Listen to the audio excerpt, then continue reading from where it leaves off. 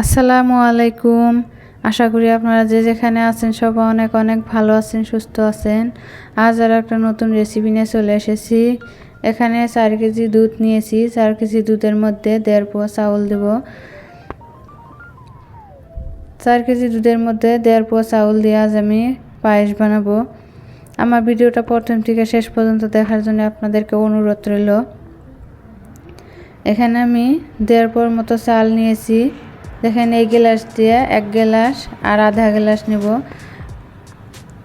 এই গ্লাসের মধ্যে 1 পোয়া চাউল ধরে, 250 গ্রাম চাউল ধরে। পোলার চাউল দিয়ে আজ আমি ঘরে কিভাবে পায়েস বানাচ্ছি সেই রেসিপিটা আজ আমি আপনাদের সঙ্গে শেয়ার করতে চলেছি।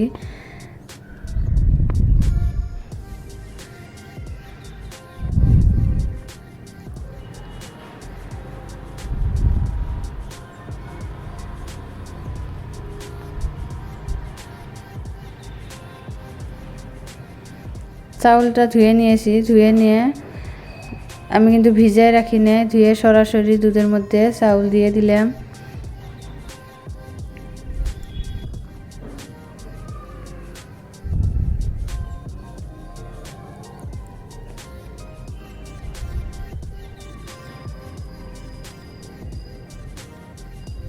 আর এদিকে আমি নারিকেল নিয়েছি।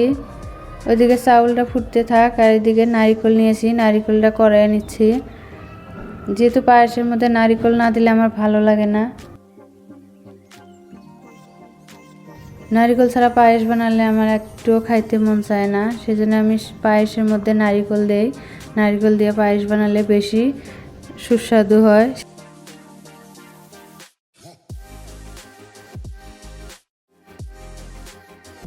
আর এদিকে দেখেন নারিকেল কড়াইয়ে নিয়েছি, আর অল্প একটু কুচি কুচি করে কেটে নিয়েছি, আর কিশমিশ আর কাজু বাদাম কেটে নিয়েছি। কেটে আমি পায়েসের মধ্যে দিয়ে দিলাম, আর 3টা আস্ত তেজপাত দিয়ে দিছি।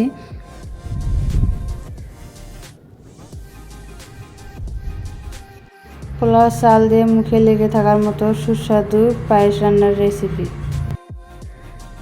নারিকেল কড়াইয়ে দিব, তবুও কিন্তু অল্প একটু নারিকেল আমি কুচি কুচি করে কেটে নিয়েছি, কাজু বাদাম কেটে নিয়েছি কুচি কুচি করে, আর কিশমিশ দিয়ে দিলাম, 3টা আস্ত তেজপাতা দিয়ে দিলাম। দিয়ে এখন আমি 4 কেজি দুধ 1.5 পোয়া চাউলের পায়েস। দেখেন কুকারটা ছোট হয়ে গেছে, লাস্টে কিন্তু অসুবিধা হয়েছে, কিন্তু উপায় নাই। এদিকে চাউল ফুটে গেছে, এই পর্যায়ে আমি চিনি দিয়ে দিলাম। এটা পরে দিই, চিনি পরে দিলে কিন্তু ভালো হয়, সেজন্য আমি চিনিটা পরে দিয়েছি। আর দেখেন নারিকেল কড়াই রাখছি, কড়ানো নারিকেল দিয়ে দিলাম।